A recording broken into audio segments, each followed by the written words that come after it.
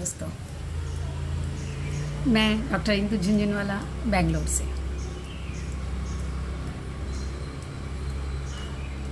आज कृष्ण जन्माष्टमी है। वैसे नक्षत्रों की गिनती के हिसाब से तो कल भी था और आज भी है। तो ये कृष्ण जन्माष्टमी ना एक बहुत बड़ा त्यौहार हो जाता है, इसलिए भी कि कृष्ण हमारे आराध्य हैं, और उससे ज़्यादा बड़ा कारण भी ये भी हो जाता है कि कृष्ण को जिस रूप में भक्तों ने गाया है, जिस रूप में कवि हृदय ने उसका वर्णन किया है, वो वर्णन इतना आकर्षक हो जाता है कि हर बालक में हर माँ अपने कृष्ण को ही देखती है, उसी कृष्ण को देखना चाहती है। वो बालक माँ का होता है लेकिन कृष्ण को देखना चाहती है। तो कृष्ण जैसे ना बाल रूप का पर्याय ऐसा हो गया है। और कृष्ण की बात हो तो सूर की बात ना हो, बल्कि मुझे लगता है कि कृष्ण कहते हैं तो सूर अपने आप उनके पीछे पीछे चले आते हैं। तो सूर की बातें तो हमने बहुत की, उनकी भक्ति की बात भी की, उनके काव्य की बात की भी, सौंदर्य की बात भी की। लेकिन कृष्ण के बाल रूप के परिप्रेक्ष्य में जब हम सूर को देखते हैं ना, तो मुझे ऐसा लगता है कि पूरे विश्व में, और सिर्फ बात मेरी ही नहीं है, मैं देखती हूँ कि जहाँ भी हम इस वर्णन को देखते हैं वहाँ पर हर विद्वान, हर विचारक ये मानता है कि कृष्ण ने जिस बाल रूप का वर्णन किया, जिस तरह से उनका वर्णन किया है, वो अपने आप में अनूठा है, बेजोड़ है। तो सबसे पहले तो मैं आप सबको जन्माष्टमी की बहुत बहुत बधाई दूंगी, हार्दिक बधाई और हार्दिक शुभकामनाएं। और हर घर में कृष्ण जैसा एक लल्ला खेले। तो सूर, लोग कहते हैं सूरदास अंधे थे।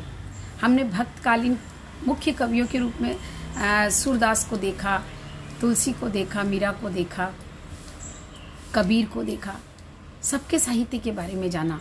और ऐसा नहीं है कि तुलसी ने राम की बाल्य लीलाओं का वर्णन नहीं किया है, लेकिन फिर हम सूर की ही बाल्य लीला की बात क्यों करते हैं जब कृष्ण की बात आती है, जब एक बच्चे की बात आती है। बल्कि कहीं कहीं तो ऐसा भी है कि तुलसीदास के रामायण में देखें तो राम की जो बाल लीलाएं हैं, बाल कथाएं हैं, उनका बहुत सुंदर उन्होंने चित्रण किया है। लेकिन फिर दोनों में क्या फ़र्क है? क्या फ़र्क है कि हम राम की बाल लीला का उतना वर्णन नहीं करते हैं और कृष्ण की बाल लीलाओं का इतना वर्णन करते हैं, इतना उसमें पग जाते हैं। तो बहुत गहराई से देखती हूँ ना, तो सूर का जो वात्सल्य वर्णन है जो कृष्ण के प्रति उन्होंने किया है, वो एक भक्त का वात्सल्य वर्णन नहीं है। सिर्फ राम का जब वर्णन करते हैं तुलसीदास, तो तुलसीदास वहाँ एक भक्त होते हैं जो कि अपने आराध्य देव की स्तुति करते दिखते हैं, भले ही वो बाल्य रूप में क्यों ना हो। और जब हम भक्ति करते हैं ना, तो जैसे भक्ति में बताया कि भक्ति में जो मेन तत्व होता है श्रद्धा और प्रेम, जब दोनों मिलता है तो भक्ति बनती है। लेकिन जब हम बालक के रूप के वर्णन करते हैं, जब अपने पुत्र की बात करते हैं, तो पुत्र के प्रेम में भक्ति या श्रद्धा की जो बात होती है, प्रेम और श्रद्धा जो दो शब्द हम लेते हैं भक्ति के लिए, ऐसे तो भक्ति के नवधा भक्ति की बात की गई है और बहुत सारे भक्ति के प्रकार बताए गए हैं। तो लेकिन जब हम सूर की बात करते हैं और तुलसी की बात करते हैं, तो दो भक्ति की बात मैं कर सकती हूँ कि एक भक्ति जो है वैद्य भक्ति और एक है रागानुराग भक्ति। तो हम रागानुराग भक्ति की अगर बात करें तो रागानुराग भक्ति में भी बहुत सारे विभाजन कर दिए गए कि इसमें सखी का भाव हो तो साख्य भक्ति, अगर पुत्र का भाव हो तो एक वात्सल्य भक्ति, और अगर प्रेम की बात हो तो मतलब अलग अलग सखा दास्य भाव हो तो एक दासत्व की भक्ति। तो ये सारी बातें जो है विचारकों की हैं और इसमें बहुत उलझने का मन नहीं होता है।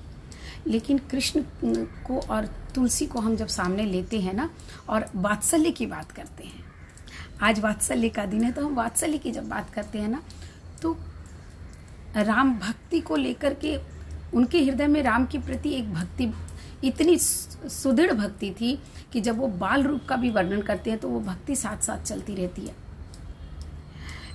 लेकिन जब सूर वर्णन करते हैं ना कृष्ण के बाल रूप का, तो उनमें वो भक्ति का जो पुट है ना वो नजर नहीं आता। वो बस एक दृष्टा का पुट नजर आता है, एक माँ का वात्सल्य उसमें नजर आता है, एक पिता का प्रेम उसमें नजर आता है। और जब उस दृष्टि से वो देखते हैं ना तब वो कविता बन जाती है, काव्य बन जाता है। और काव्य में मुझे लगता है कि सबसे ज़्यादा महत्वपूर्ण काव्य का भाव पक्ष होता है। आप जितनी ज़्यादा अपनी संवेदनाओं के साथ घुल मिल जाते हो, जब आप काव्य दृष्टि शास्त्रीय दृष्टि से काव्य रचने लग जाते हो ना, तो कहीं ना कहीं उनमें संवेदनाओं का अभाव हो जाता है, संवेदनाओं का पुट कम हो जाता है। तो ये निश्चित है कि सूरदास वल्लभाचार्य के शिष्य थे और उन्होंने वल्लभाचार्य से ही, और वल्लभाचार्य जो है कृष्ण के बाल रूप के भक्त थे एक दृष्टि में कहा जाए, तो वो बाल रूप का वर्णन जो है उन्होंने वल्लभाचार्य से गुरु के परंपरा के हिसाब से ज़रूर लिया। लेकिन जब वो बाल्य रूप का वर्णन करने लगे तो वो भूल गए कि वो भक्त हैं। उन्हें सिर्फ याद रहा कि वो कवि हैं, और मैं तो कहूँ उन्हें ये भी याद नहीं होगा कि वो कवि हैं।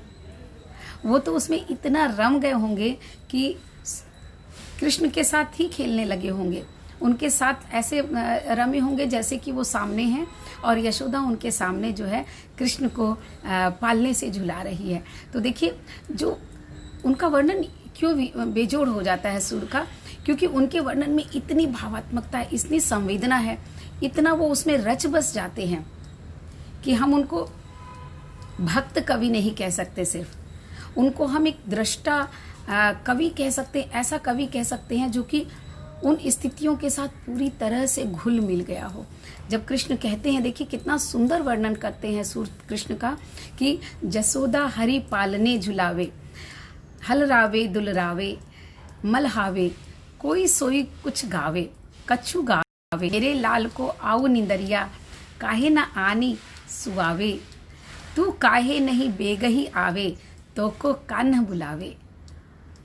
तो कितना स्वाभाविक वर्णन है कि एक माँ जब अपने बच्चे को पालने में झुलाती है और उस समय गाना आए या ना आए, लोरी गाना हर माँ अपने आप सीख जाती है।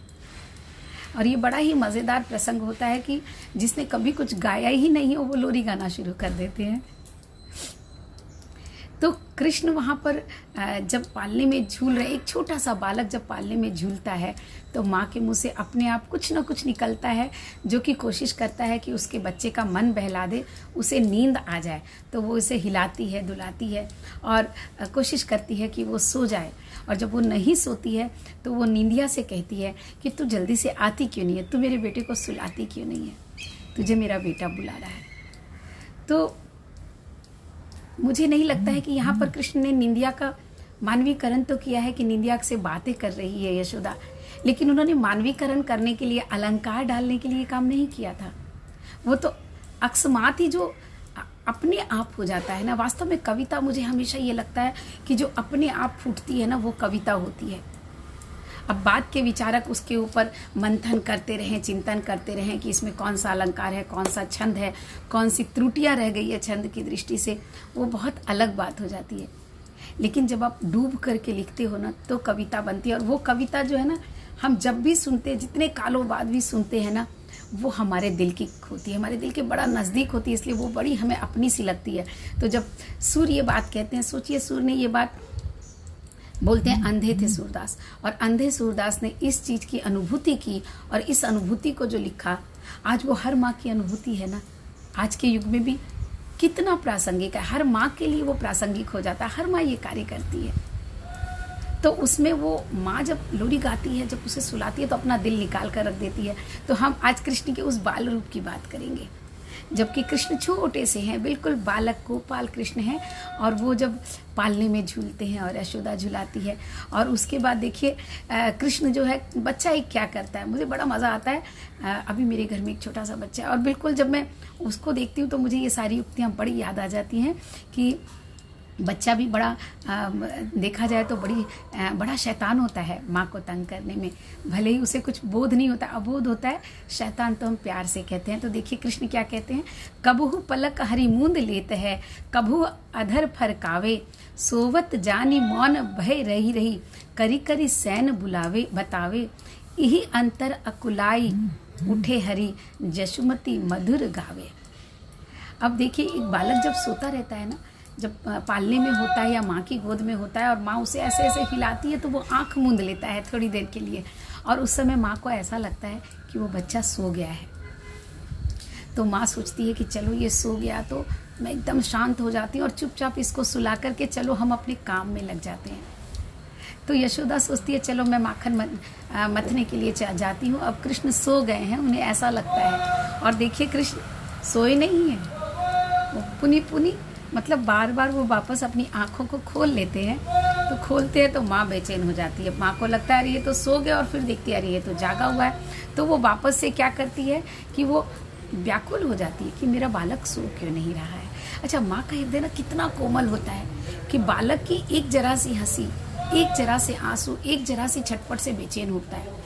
तो उसे लगता है अरे मैंने तो इसे सुला दिया था और ये तो सो रहा था, लेकिन ये तो सोया नहीं है। तो यही अंतर अकुलावे, उनका अंतरात्मा जो ना अकुलाने लगती है कि मेरा बच्चा सो क्यों नहीं रहा है, कहीं इसे कोई प्रॉब्लम तो नहीं है। तो वो दौड़ करके जो है नंद को बुलाती हैं कि आकर के देखो क्या हुआ है, इसे क्यों नहीं मेरा बालक सो रहा है। और वापस से वो कुछ गाकर फिर से सुलाने की कोशिश करते हैं। तो मुझे नहीं पता कि बाहर के शास्त्रों में इस तरह का कहाँ किस कवि ने इतना सुंदर वर्णन किया होगा, इतना स्वाभाविक वर्णन किया होगा। और ये स्वाभाविक वर्णन जो है ना हर माँ को ना अपने दिल के नज़दीक लगता है। तो कृष्ण जो है अब जैसे जैसे बच्चा बड़ा होता है, मतलब बच्चे का जन्म होता है, अब जैसे कोई बीज है आपने डाल दिया, जब हम किसी बीज को ना भूमि में डालते हैं ना तो रोज़ उसमें पानी और खाद देते हैं। और देखिए एक बालक मन का जो एक बचपना जो होता है कि बार बार उसको जाके देखता है कि कब उसमें अंकुर फूटा, कब उसमें अंकुर फूटा, और उसमें छोटा सा भी अंकुर फूटता है तो वो कितना खुश होता है कि अरे इसमें तो अंकुर फूट गया। और फिर वो इंतज़ार करता है कि उसमें कब शाखाएँ निकलेगी, कब पत्तियाँ निकलेगी। और जब पहली बार पत्ती निकलती है, कोमल कोमल पत्ती, तो मुझे लगता है कि वो जो सुख है ना अनिवर्चनीय है, हमारी रचना का सुख, हमारी रचना को फलते फूलते देखने का सुख। और इस सुख को सूरदास ने कृष्ण के लिए किस तरह से वर्णित किया है कि जब बच्चा महीना 2 महीने का ही होता है ना और वो थोड़ा हाथ पैर चलाता है, थोड़े आँखों को खोलता है, हल्का सा मुस्कुराता है, तो माँ की अभिलाषा देखिए कैसी होती है कि अब वो सोचती है मेरा बच्चा जल्दी से घुटने के बल ही सही चलना शुरू कर दे। अब महीने भर का बच्चा चल तो नहीं सकता ना, लेकिन माँ की आत्मा बेचैन रहती है, वो अपने बच्चे को बहुत जल्दी बड़ा होते हुए देखना चाहती है। तो उसमें उसका वर्णन कितना सुंदर सूरदास जी करते हैं कि जसुमती मन अभिलाष करे, कब मेरो लाल घुटरनु रेंगे, कब धरनी पग टैक धरे, कब द्वे दांत दूध के देखो, कब तोते मुख बचन झरे, कब नंदही बाबा कही बोले, कब जननी कही मोरी टरे। कितना खूबसूरत वर्णन है, मतलब पढ़ के लगता है कि वाकई में एक माँ के हृदय में ये सारी भावनाएं कितनी उद्वेलित करती है माँ को, कि माँ को लगता है जब जब माँ अपने बच्चे का मुख देखती है तो कहती है, उसके मुख को देख करके उसके मन में अभिलाषा होती है कि कब मेरा लाल घुटनों के बल चलेगा, कब मेरा लाल जमीन पर, कब धरनी पग टैक धरे, कब जमीन पर पैर रखकर खड़ा होगा, और कब उसके दूध के दांत निकलेंगे। देखिए कितना सुंदर माँ की अभिलाषा है कि कब उसके दूध के दांत निकलेंगे और कब वो अपनी तोते बानी से कब वो माँ बोलेगा। लेकिन यहाँ पर ना एक अलग सा वर्णन किया है कि यशोदा जो है ना ये नहीं सोचती है कि वो कब मुझे माँ पुकारेगा। यहाँ यशोदा वो सोचती है कि कब वो नंद को बाबा कह के पुकारेगा। तो यहाँ पर देखिए एक स्त्री का जो अपने पति के प्रति प्रेम है ना, उसको कितनी सरलता से सूरदास जी ने लिख दिया है कि कब द्वे दांत दूध के देखो, कब तोते मुख बचन झरे, मतलब अपनी तोतली मुख से कब वो वाणी को बोलेगा। अब यहाँ झरे शब्द जो इन्होंने डाला है, देखिए काव्य शास्त्र की बात करूँ ना, कला पक्ष की बात करूँ तो कब तोते मुख वचन झरे, तो यहाँ पर उसके जो वचन हैं, एक बालक जब मुंह से बोलेगा तो वो वचन एक माँ के लिए कैसा होता है, फूलों की तरह होता है, फूल की तरह सुवासित और फूल की तरह कोमल होता है। तो वो कोमलता को दर्शाने के लिए सिर्फ एक शब्द कवि ने यहाँ डाल दिया, सूरदास जी ने, झरे। वाणी नहीं झरती, फूल झरते हैं। तो जो उस तोते मुख से एक बालक की जो वाणी है वो फूल की तरह कब झरेगी। तो ये काव्य की जो प्रस्तुति है ना, ये मन को किस तरह से गुदगुदा देती है कि वो छोटे बच्चे की वाणी माँ को फूलों की तरह झरती हुई नजर आती है, फूलों के जैसे नजर आती है। और तब वो कहते हैं कि कब नंद ही बाबा कही बोले, ये नंद को कब बाबा कह के बोलेंगे, और कब जननी कही मोही टरे। तो पहले बाबा की बात करती है, फिर जननी की बात करती है कि कब वो मुझे माँ बोलेगा, लेकिन उसके पहले कहते कब वो अपने पिता को बाबा बोलेगा। मैं घड़ी देख रही थी क्योंकि मुझे लगा मैं बोलने में इतना मग्न हो जाऊंगी कि मुझे पता ही नहीं चलेगा कि कितना समय हो गया है और आप लोगों को मैंने बांध के रख लिया है। तो एक माँ की जो अभिलाषा होती है, देखो बच्चा अभी हुआ ही है, थोड़ा सा ही बड़ा हुआ है, उसे पालने में झुला रही है यशोदा, और वो कहाँ तक कल्पना कर रही है कि बच्चा जब चलना शुरू कर ले और बोलना शुरू कर ले। सब्र नहीं है एक माँ को, और कब उसके दूध के दांत आ जाए। तो और उसके आगे देखिए कि हरि किलकत जसुमती को कनिया, मुख में 3 ही लोक दिखाए, चकित भय नंदरनिया। अब यहाँ पर सूरदास जी ने, देखिए यहाँ पर सूरदास जी का एक ये प्रेम आता है कि वो कृष्ण को ईश्वर की तरह भी मानते हैं। तो यहाँ पर जब यशोदा उन्हें खिला रही है और उसी समय जब वो जम्हाई लेकर के मुंह को खोलते हैं ना, और उस समय उनके मुख के अंदर यशोदा को जो ना 3 लोक नजर आ जाता है। तो वो जो विचित्र स्थिति बनती है, यशोदा आम माता है और कृष्ण उसका आम पुत्र, जो उसके हर पुत्र और माँ का जो एक संबंध होता है। और वैसे में उनके मुख के खुलने पर जो यशोदा को नजर आता है वो डर जाती है, क्योंकि उन्हें तो नहीं पता कि कृष्ण कौन है। और वो इतना डर जाती है, जैसे एक माँ जो है हल्का सा भी ना बच्चे का अगर कोई भी कार्य जो है विपरीत सा होता है, विचित्र लगने लगता है, तो माँ कितना डर जाती है। और वो यशोदा कितना डर जाती है, और डर करके वो क्या करती है, वो घर घर आंख दिखावही डोलत, बांधती गरे बधनिया, सूर श्याम को अद्भुत लीला, नहीं जानत मुनि जनिया। तो एक माँ डर के क्या करती है, अपने बच्चे की दृष्टि उतारती है और पंडितों से पूछती है। अब देखिए उस समय तो आज अगर कुछ समस्या होती है ना, तो हम दौड़ के डॉक्टर के पास जाते हैं कि मेरे बच्चे को कुछ हो गया है, आप देख लीजिए क्या हुआ है। लेकिन उस समय का वो जो काल है, जिस समय सूरदास इस बात को कह रहे हैं, आज से 500 साल पहले की बात करीब जब हम बात करते हैं सूरदास की, तो उस समय वो कहाँ जाती हैं, ज्योतिषियों के पास जाती हैं।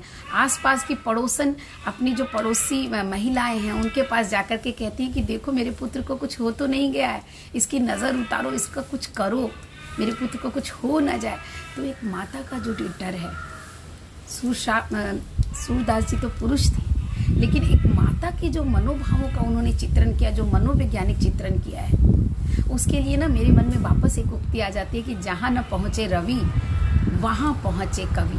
तो एक कवि हृदय जो है ना, वो माता पिता या किसी के भी हृदय के दर्द को, किसी के भी हृदय की जो परतें हैं ना, एक एक परतों को वो खोल सकता है। उसमें इतनी संवेदना होती है, और इसीलिए बार बार मुझे यही लगता है कि संवेदना तो हर हृदय में होती है। तो हो सकता है हर हृदय में कवि हृदय बनने की क्षमता हो, लेकिन वो संवेदनाओं को उजागर करना और संवेदनाओं का इतना लबालब होना कि उसके ऊपर बुद्धि न टिके। मतलब हमारा दिल जो है, हमारी जब बुद्धि के ऊपर आ जाए, दिल की बातें हमें बुद्धि से ज़्यादा महत्व की लगने लग जाती है ना, इसका अर्थ होता है हमारी संवेदनाएं जो है ना बहुत अधिक हो गई हैं। और उन अधिक संवेदना की जो अधिकता होती है, वो जो क्षण होते हैं, उस समय जो फूटता है ना, वो कविता होती है।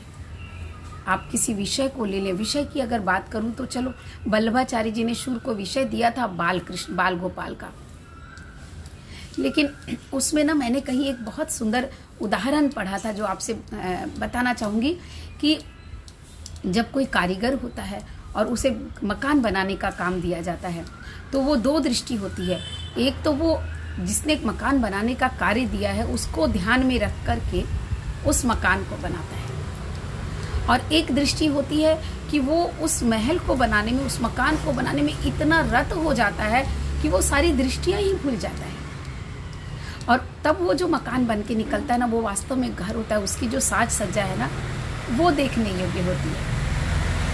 तो सूर्य के बारे में ना ये उदाहरण बड़ा ही सटीक था, जो मैंने कहीं पढ़ा कि बहुत सुंदर बात ये कही थी कि सूर्य को भूमिका तो वल्लभाचार्य ने दी थी, विषय तो दे दिया था बाल कृष्ण के वर्णन की बात, लेकिन सूर्य जब उसका वर्णन करने लगे ना, तो वो ऐसे कारीगर बन गए जिनके हाथ में छेना हथौड़ी सब था, मटेरियल था, लेकिन वो उस मटेरियल में इतना रस बच गए कि वो भूल गए कि मैं किसी संप्रदाय से हूँ, मुझे किसी का प्रचार प्रसार करना है या मुझे इसी के अंतर्गत रह कर लिखना है, एक सीमा में बंध के कोई कार्य करना है।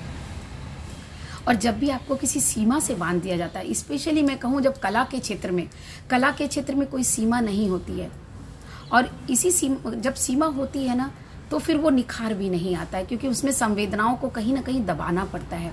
और इसी कारण हम देखते हैं कि जितने भी कवियों की हम बात करते हैं, जो महान कवि हुए हैं, भले ही आधुनिक काल के कवि की हम बात करें, हम निराला की बात करें, हम प्रसाद की बात करें, हम पंत की बात करें, या गुप्त जी की बात करें, या भारतेंदु की बात करें, या हम पहले के कवियों के बारे में देखें, तो हम देखेंगे कि इनकी कविताओं में इतनी विविधता मिलती है। क्योंकि संवेदना का क्या है, संवेदना तो हमने किसी को गिरते हुए देखा और हमारे हृदय में कुछ भाव उत्पन्न हो गए, किसी को हंसते हुए देखा और हमारे हृदय में कुछ भाव उत्पन्न हो गए, हमने अपनी देश की दुर्दशा देखी तो भारतेंदु ने गान गा दिया दुर्दशा का।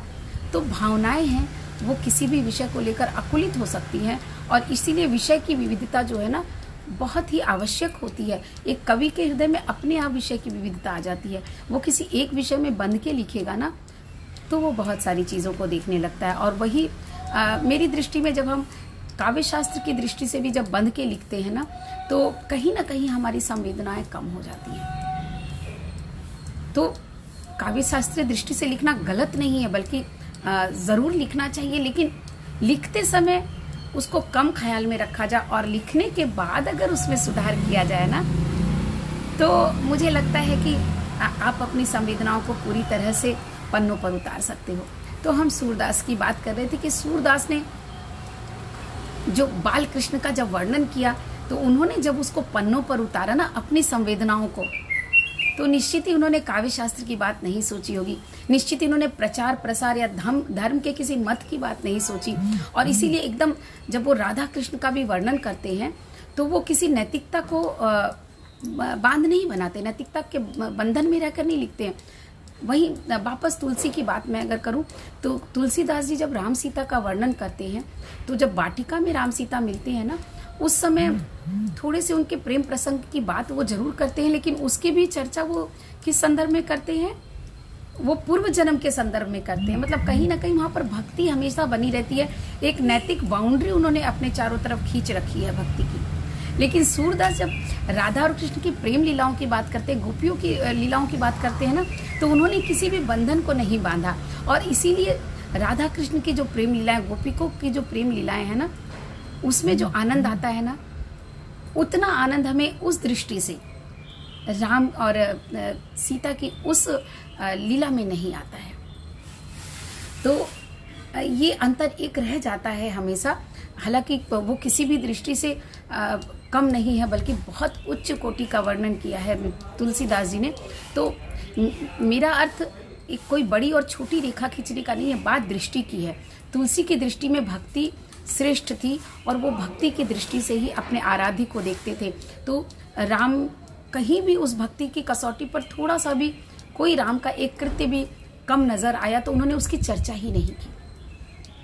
लेकिन सूर्य ने अपने आप को नहीं बांधा, तो सूर्य की भक्ति जो थी ना, उसमें भक्ति से ज्यादा प्रेम था कृष्ण के प्रति, और इतना अगाध प्रेम था कि उसमें श्रद्धा के लिए उस समय कोई स्थान नहीं होता है। जब वो उनके वात्सल्य का वर्णन करते हैं, जब वो उनकी क्रीड़ाओं का वर्णन करते हैं, जब वो उनकी लीलाओं का वर्णन करते हैं, और इसलिए उनकी लीलाएं और उनकी क्रीड़ाएं बड़ी सजीव हो जाती हैं। तो अब आप आगे देखिए कि जब क्या होता है जब कृष्ण जो है थोड़े से बड़े होते हैं और किस तरह से वो माखन चुराते हैं, और किस तरह से जब उनके हाथों में जब माखन होता है तो कैसा कितना सुंदर सा प्रतीत होता है। और जब वो गोपिकाओं के पास जाते हैं और गोपिकाओं के घर से जब चुपके चुपके माखन चुराने लगते हैं, जब चलने लगते हैं कृष्ण, जब घुटनों के बल भी चलते हैं माखन चुराने के पहले, तो वो माँ को कितना सुंदर लगता है कि माँ जब यशोदा माँ जब माखन मथ रही है तो शोभित कर नवनीत लिए, घुटरनु चलत रेणु तन मंडित, मुख दधि लेप किए। तो आप इसको देखिए कितना सुंदर चित्रण है कि जब बच्चा घुटने चलते चलते और अपनी माँ के पास जाता है और माँ जब चौके में काम करती होती है, आंगन में दही बिलोती होती है, और वो जाते हैं और उसमें हाथ डाल देते हैं। बच्चे को तो आप रोक नहीं सकते, कितना भी रोक लो वो झट से हाथ डाल देता है। तो हाथ डालते हैं और बच्चे के हाथ में आप कुछ भी दो ना, सीधा वो मुंह में लेता है। वो खाने की वस्तु है कि नहीं है उससे उसको फर्क नहीं पड़ता है। तो उन्होंने वो दही मथते हुए देखा और उसको जस्ट से हाथ लिया और मुख में लगा लिया, और खाना तो आता नहीं है। जो बच्चा घुटनों के बल चलता है उसको खाना कैसे आएगा। तो अब कृष्ण की वो स्थिति देखिए कि कृष्ण एकदम से घुटनों के बल चल रहे हैं और माखन मथती हुई यशोदा के पास जाते हैं, माखन को लेते हैं और अपने मुख में लिपटा लेते हैं। अब वो जो माता है ना कितनी खुश होती होगी, ये कि यशोदा माँ जो है इतना खुश होती है उनके मुख पर वो माखन लपटा हुआ देख करके, और उस खुशी में वो भूल जाती है कि वो माखन मथ रही है, वो अपने लला को ही देखती रह जाती हैं। तो ये जो वर्णन है ना, हर माँ के मन में ना एक गुदगुद सी पैदा करता है अपने बालक की एक एक छोटी छोटी क्रियाओं पर। और उन छोटी छोटी क्रियाओं का अगर किसी ने वर्णन किया है तो वो सूरदास जी ने किया। इसलिए मैं कहती हूँ कि सूर जो है ना कृष्ण के पर्याय की तरह, मुझे लगता है कि जब भी कृष्ण की बात हो सूर उनके पीछे पीछे चले आते हैं। तो ये है साहित्य की महिमा। साहित्य का जो रस है वो रस जो है कहीं ना कहीं हमें कृष्ण राम और सबसे जोड़ के रख देता है। साहित्य ना हो तो सोचिए कितना सूना हो जाए हमारा आंगन, हमारे धर्म का आंगन, हमारे घर का आंगन। इस साहित्य ने हमारे घर में कितना रस घोला है, कितना रस घोला है। हर माँ के मन में ये सारे भाव उत्पन्न होते हैं, लेकिन हर माँ उन भावों को कविता में रच करके गुदगुदी नहीं उत्पन्न कर देती दूसरों के मन में, और सूर ने ये किया है अपने साहित्य से। तो जिस साहित्य को मुझे लगता है कि आज पूरे विश्व में बड़ी ही मान्यता मिल रही है, सूर के साहित्य को, हमारे संस्कृत साहित्य को देखा जाए तो कालिदास के साहित्य को, आज मुझे कहीं ना कहीं लगता है कि भारत उस साहित्य को भूलता जा रहा है। दूरदर्शन और आकाशवाणी पर मैं देखती हूँ, दूरदर्शन पर टीवी जो है सबसे बड़ा जो माध्यम है ना, उस पर साहित्य के प्रोग्राम ही आने बंद हो गए। तो आप साहित्य और कला को अगर महत्व, जिस देश में साहित्य और कला को महत्व नहीं देंगे ना, वो देश कैसा होगा। उसके लिए बड़ी सुंदर उक्ति कवि ने कही थी कि वह देश नहीं पशु निरा है और पशु समान है, मतलब जिसमें ना निज देश का अभिमान है। तो आप अपने देश का अभिमान कैसे करते हो, आप अपने साहित्य को पढ़ते हो, अपने इतिहास को पढ़ते हो, और उसके हिसाब से आप आज में जीना चाहते हो। तो साहित्य तो जो 9 रसों की बात जिस साहित्य में आती है ना, साहित्य तो उन 9 रसों की उत्पत्ति करता है हमारे हृदय में। उस साहित्य को आप छोड़ते कैसे चले जा रहे हो। उस साहित्य में लोग कहते हैं कि कोई प्रोग्राम देखता नहीं है इसलिए हम साहित्य का प्रोग्राम नहीं करते। ऐसा नहीं है, ऐसा नहीं होता है। हम वो देखते हैं जो दिखाया जाता है, तो जो दिखाया जाएगा वही देखा भी तो जाएगा। दोनों तरफ से ताली दोनों हाथों से बजती है। तो मैं चाहती हूँ कि साहित्य के जो ये प्रोग्राम है ना, साहित्य की जो बातें हैं ये घर घर में हो, क्योंकि इससे जो एक अलग आनंद की जो उत्पत्ति होती है, जिस आनंद को हम खोजते रह जाते हैं ना अपने परिवार के बीच, अपनों के बीच, वो साहित्य के अंदर है, वो कला के अंदर है। तो हम कला को भूल जाएंगे तो जीवन में रस कहाँ से आएगा। तो कला की बात करो, साहित्य के रस की बात करो, और सूर की बात ना करो। और सूर की बात करो तो कृष्ण की बात जैसे एक दूसरे में लिपट के चली आती है। तो अब देखिए, जब वो कृष्ण जब थोड़े से बड़े हो जाते हैं, और बड़े होने के बाद जब कृष्ण गैया चराने के लिए जाते हैं, तो बड़ा सुंदर है कि गोपिकाएं आकर के शिकायत करती हैं कि इसने हमारी माखन मटकी को फोड़ दिया है, और ये हमारे घर माखन चुराने आ जाता है तुम्हारा लल्ला। तो उसमें कितना सुंदर कृष्ण कहते हैं जब यशोदा डांटती है तो कि यह ले अपनी लकुटी कमलिया, यह ले अपनी सोटी, तेरे कौन चरावे गैया खाकर बासी रोटी। तो बड़ा ही सुंदर कृष्ण कहते हैं कि ले, मैं तो सारा दिन गाय चराने के लिए गया था।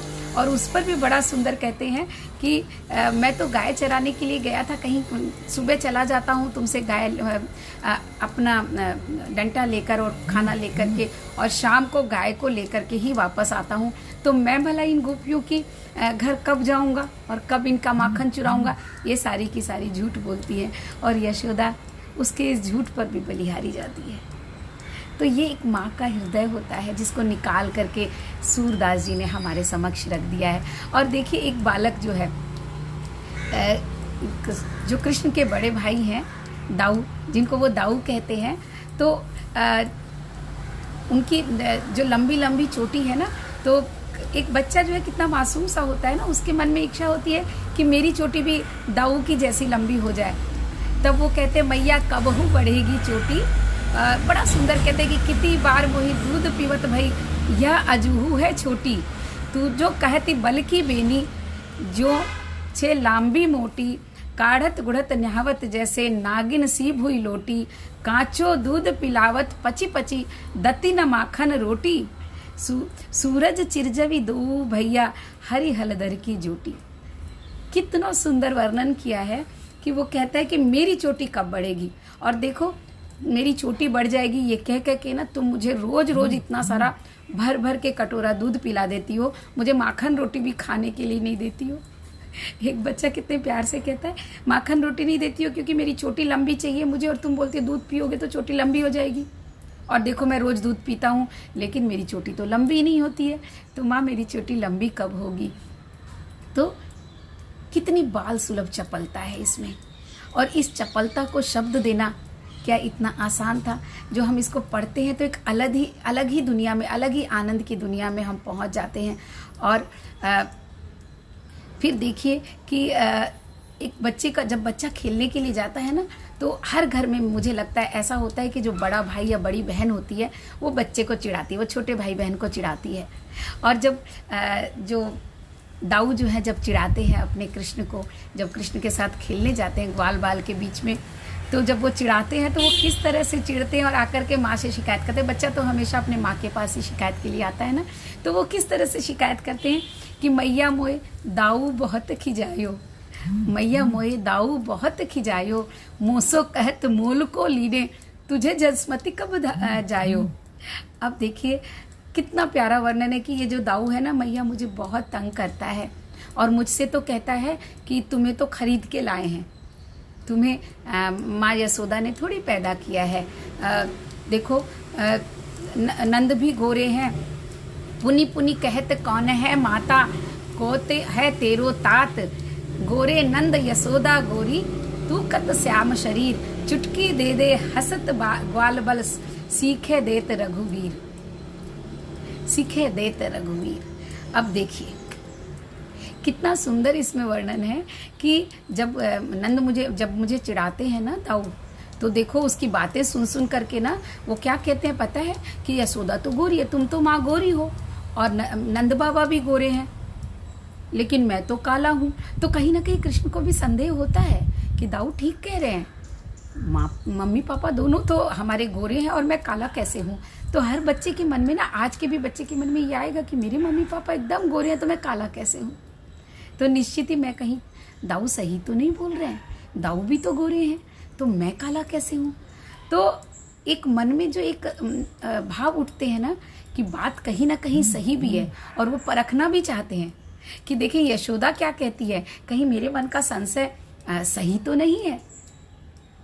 तो उनकी बातें सुन करके ना यशोदा कितना सुंदर, उस पे एक बच्चे की इस बातों से यशोदा फिर उनको कहती है कि अरे वो तो नंद, वो जो है ना वो तो फालतू की बातें करता है, तू मेरा ही पुत्र है और ऐसा कोई आवश्यक नहीं है कि माँ गोरी हो तो पुत्र गोरा होगा, तो तुम इस बात को मत सोचो।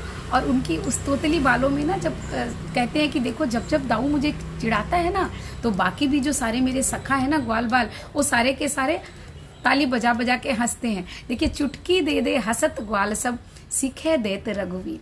तो वो चुटकी दे दे करके हंसते हैं और उनकी इस बाल सुलभ बातों को सुन करके कितना जो है ना मज़ा आता है सुन करके। और उसके साथ साथ वो ये भी कहते हैं कि तुम भी तो मुझे ही ज़्यादा डांटती हो और बाबा भी मुझे डांटते हैं। देखो, कहीं ना कहीं उनके मन में, एक बच्चे के मन में कैसे शंका होती है कि कहीं दाऊ सही भी कह रहे हैं कि क्योंकि जब भी गुस्सा आता है ना तुम्हें, जब लोग शिकायत करते हैं ना मेरी, तो तुम भी मुझे ही डांटती हो, दाऊ को कुछ नहीं बोलती हो, और बाबा भी दाऊ को नहीं डांटते हैं। तो इसका मतलब तो ये है कि तुम लोग दाऊ से ज़्यादा प्रेम करते हो, मुझसे नहीं करते। तो कहीं ये सच तो नहीं है। वो साफ साफ नहीं कहते कि कहीं ये सच तो नहीं है कि तुम मेरी माँ नहीं हो। लेकिन एक छोटे से बच्चे के मन में ना अगर कोई इस बात को भरता है ना, तो ये संशय बच्चों के मन में आ जाता है कि अरे कहीं यही तो सच नहीं। और इस बात को देखिए, कृष्ण जब सूरदास वर्णन करते हैं ना, तो बात सिर्फ वो यशोदा के मनोविज्ञान की नहीं करते हैं, एक माँ के मनोविज्ञान की नहीं कर रहे हैं, वो एक बालक के मनोविज्ञान को भी समझ रहे हैं। और मुझे लगता है कि इसी के कारण ना वो कृष्ण सूरदास जो है ना अप्रतिम है। उनका जो वर्णन है, कृष्ण का वात्सल्य का वर्णन है, या उनका मैं कहूँ खाली वात्सल्य के वर्णन की बात मैं नहीं कह सकती हूँ।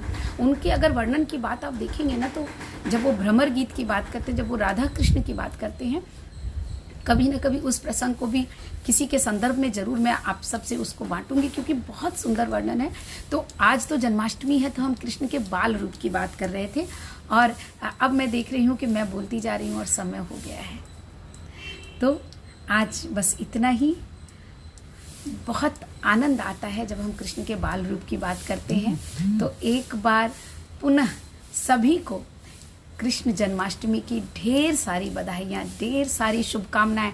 और सबसे बड़ी शुभकामना मेरी ओर से तो ये है कि हर घर में कृष्ण के जैसा एक बालक हो, और हर घर इतना ही आनंदित हो उसकी क्रीड़ाओं को देखकर जैसे यशोदा माँ हो रही है, और यशोदा माँ को आनंदित देखकर जैसे सूरदास आनंदित हो रहे हैं। और सूर के उस आनंद को हम भी कहीं ना कहीं उस सागर में अपने आप को डुबो रहे हैं, उस आनंद के सागर में।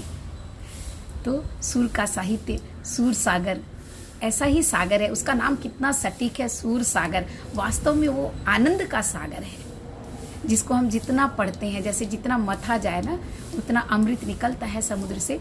तो सूर के सागर को मथेंगे ना तो बस अमृत ही अमृत मिलेगा, उसमें कहीं विष नहीं है। बहुत बहुत धन्यवाद आप सभी का। आपका दिन मंगलमय हो।